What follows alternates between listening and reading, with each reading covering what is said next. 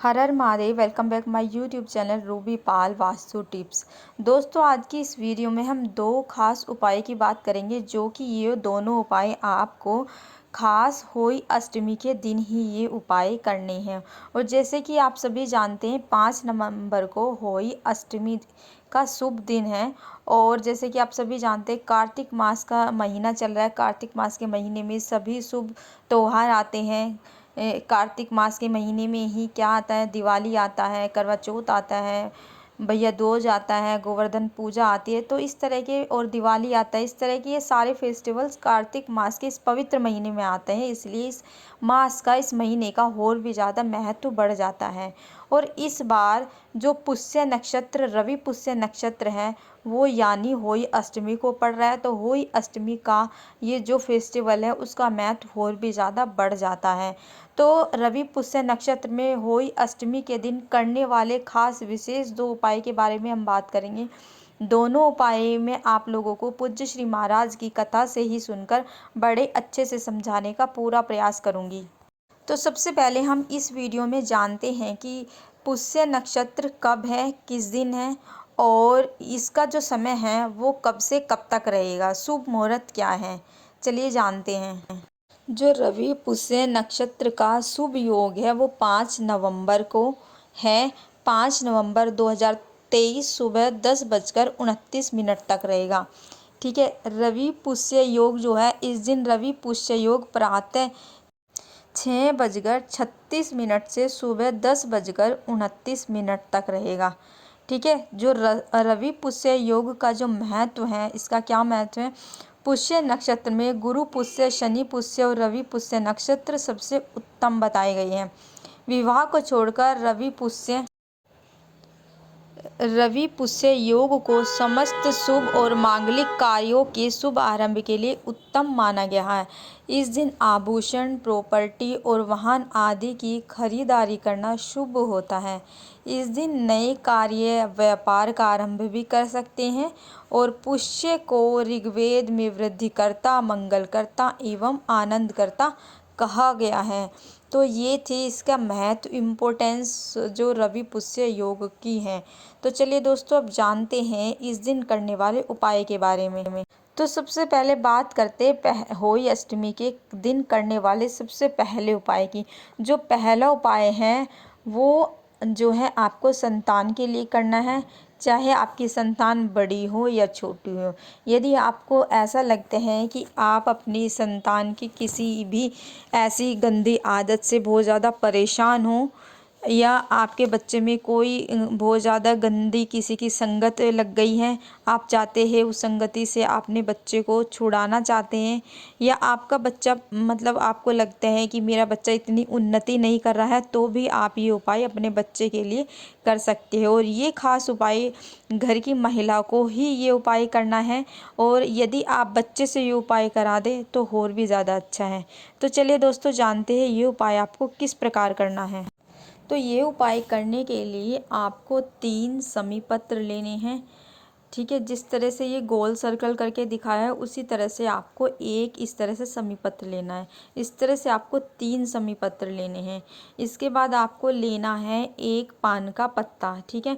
पान का पत्ता सूखा हुआ नहीं होना चाहिए, ताज़ा, बिल्कुल अच्छा सा सुंदर सा आपको एक पान का पत्ता लेना है। इसके बाद आपको नेक्स्ट जो चीज़ लेनी है वो लेनी है आपको बेलपत्र। बेलपत्र आपको लेने हैं 5। ठीक है। खंडित नहीं होने चाहिए। इसके बाद आपको लेना है 1 लोटा जल, और 1 लोटा जल आपको अपने घर से ही लेकर जाना है। ठीक है। मंदिर से इसमें जल नहीं भरना, अपने घर से ही लेकर जाना है। इसके बाद ये सारी चीज़ें लेकर पहुंच जानी है आपको महादेव के शिवलिंग के पास।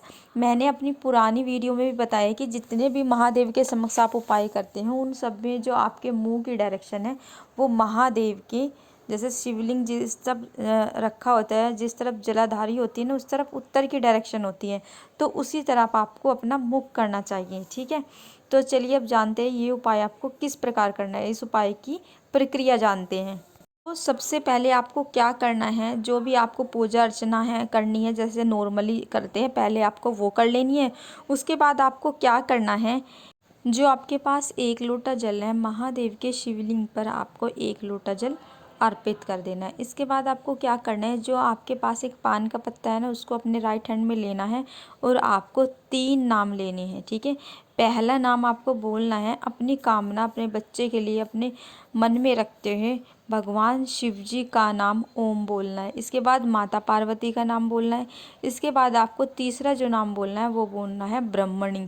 ब्रह्मणी कौन होती है? माता सरस्वती। ये तीनों नाम आपको अपने हाथ में पान का पत्ता रखकर बोलने हैं। इसके बाद आपको अपनी कामना बोलते हुए महादेव के शिवलिंग पर आपको वो पान का पत्ता अर्पित कर देना है। इसके बाद आपको क्या करना है, जो आपके पास 5 बेलपत्र हैं वो भी आपको बच्चे का नाम और गोत्र बोलकर महादेव के शिवलिंग पर एक साथ 5 पत्र अर्पित कर देना है, ठीक है। इसके बाद आपको क्या करना है, सबसे लास्ट में आपके पास जो समी पत्र हैं 3, वो भी आपको बच्चे का नाम और गोत्र बोलकर अपनी मनोकामना बोलते हुए महादेव के शिवलिंग पर आपको क्या करना है, समी पत्र अर्पित करना है, ठीक है। और जिस क्रम में ये बताए गए हैं अर्पित करना, उसी क्रम में आपको करना है। सबसे पहले आपको क्या करना है, पान का पत्ता अर्पित करना है। उसके बाद आपको बेलपत्र अर्पित करना है। उसके ऊपर आपको क्या करना है, सबसे ऊपर आपको समी पत्र अर्पित करना है, ठीक है। तो इस क्रम में आपको महादेव के शिवलिंग पर ये तीनों पत्र अर्पित करना है। जो कोई भी व्यक्ति रवि पुष्य नक्षत्र के दिन और होली अष्टमी के दिन ये उपाय करता है,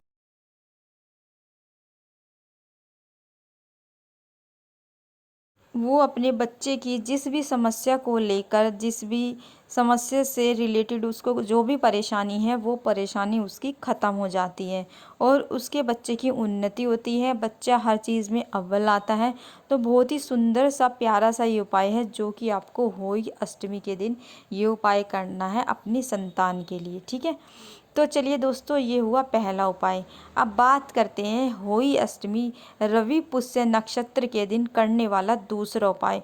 दूसरा जो ये उपाय है बहुत ही महत्वपूर्ण उपाय है और ये उपाय जो किया जाता है, ये जो उपाय आप किसी और दिन ये उपाय नहीं किया कर सकते हैं। ये उपाय सिर्फ और सिर्फ रवि पुष्य नक्षत्र के दिन ही किया जाता है।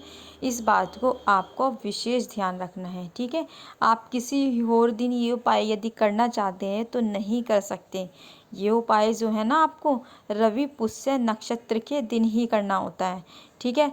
तो ये उपाय करने से क्या फ़ायदा होगा, यदि आपकी काफ़ी टाइम से कोई ऐसी मनोकामना है और आप चाहते हैं कि वो आपकी मनोकामना जल्दी से जल्दी पूरी हो और काफ़ी उपाय करने के बाद भी आपकी वो मनोकामना पूरी नहीं हो पा रही है, अधूरी ही रह जाती है, तो इस कार्तिक मास के रवि पुष्य नक्षत्र में पड़ने वाले इस रवि पुष्य नक्षत्र के दिन ये उपाय करने से आपकी वो मनोकामना कार्तिक मास के महीना पूरा होने से पहले ही पूरी हो जाएगी। तो चलिए दोस्तों, जानते हैं ये उपाय आपको किस प्रकार करना है और ये उपाय करने के लिए आपको किन किन चीज़ों की आवश्यकता होगी। ये उपाय करने के लिए आपको सबसे पहले 7 बेलपत्र लेने हैं और वो 7 बेलपत्र खंडित नहीं होने चाहिए।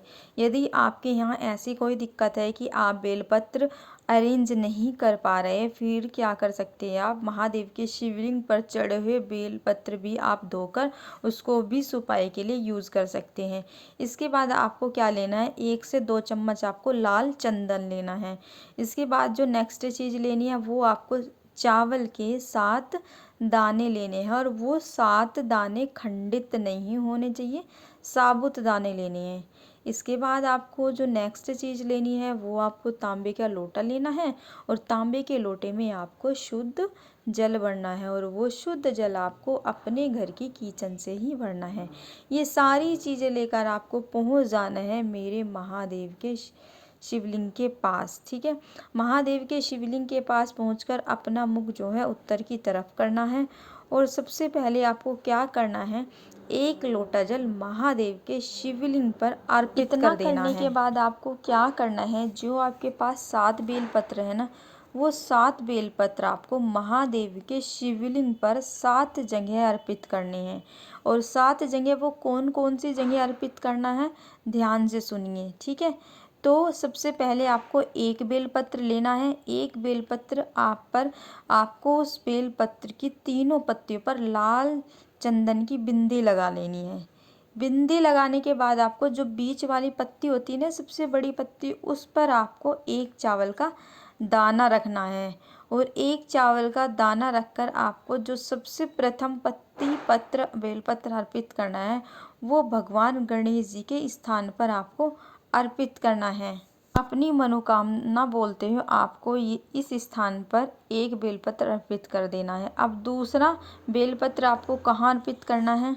वो बेलपत्र आपको अर्पित करना है दूसरे नंबर का भगवान कार्तिकेय के स्थान पर। जो लेफ्ट साइड में शिवलिंग के स्थान होता है, वो कार्तिकेय जी का स्थान होता है। तो वहाँ पर भी आपको इसी तरह से बेलपत्र अर्पित करना है।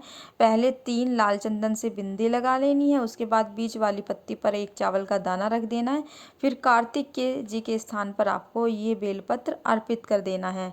डंडी का जो हिस्सा है वो महादेव के जो जलाधारी होती है उसकी तरफ होगा, और बड़े वाली पत्ती का जो वो मुख है, जो हिस्सा है, वो महादेव के शिवलिंग की साइड होगा। इसी प्रकार आपको 3 बिंदी लगाकर और एक चावल का दाना रखकर माता अशोक सुंदरी के स्थान पर आपको तीसरे नंबर का बेलपत्र अर्पित कर देना है। इसी प्रकार आपको चौथे नंबर का बेलपत्र महादेव के बाहर जो शिवलिंग का स्थान होता है ना, महादेव के शिवलिंग के पास नंदी भगवान का जो स्थान होता है, उनका जो उठा हुआ पैर होता है, वहाँ पर आपको चौथे नंबर का बेलपत्र रखना है। ठीक है। इसके बाद आपको 5वें नंबर का जो बेलपत्र है, वो बेलपत्र आपको माता पार्वती के हस्त कमल के स्थान पर आपको अर्पित करना है। इसके बाद आपको जो छठे नंबर का बेलपत्र है, ठीक है, वो आपको जो भगवान महादेव के शिवलिंग के ऊपर एक मटका लगा रहता है ना, वो छठा बेलपत्र आपको महादेव के जो ऊपर मटका है वहाँ पर अर्पित करना है। इसके बाद 7वें नंबर की बेलपत्र जो है, वो आपको अपनी मनोकामना बोलते हुए महादेव के शिवलिंग पर चंदन की 3 बिंदी लगाकर चावल का एक दाना रखकर महादेव के शिवलिंग पर अर्पित कर देना है। इस प्रकार जो कोई भी व्यक्ति कार्तिक मास के पुष्य नक्षत्र के दिन ये उपाय करता है, महादेव की कृपा से उसकी जो मनोकामना है वो बहुत ही जल्दी पूरी होती है, और महादेव उसकी जो प्रार्थना है वो बहुत जल्दी सुनते हैं, और उसकी जो कामना होती है वो भी बहुत जल्दी पूरा करते हैं। यदि आप ये उपाय पुष्य नक्षत्र के दिन कर लेते हैं, तो ये पूरा कार्तिक महीना होने से पहले ही महादेव आपकी वो कामना बहुत ही जल्द पूरी करेंगे। तो आशा करती हूँ मेरे द्वारा बताए गए ये दोनों सुंदर से उपाय आप लोगों को काफ़ी अच्छे से समझ में आए होंगे। तो दोस्तों, यदि आप चाहते हैं कि रेगुलर आप लोगों को इस तरह की वीडियो, इस तरह के उपाय मिलते रहे, तो चैनल को सपोर्ट करिए और कमेंट बॉक्स में किसी भी भगवान का प्यारा सा नाम ज़रूर लिखिए। मिलते हैं आप लोगों से नेक्स्ट वीडियो में। हर हर महादेव। जय श्री श्रीमन नारायण।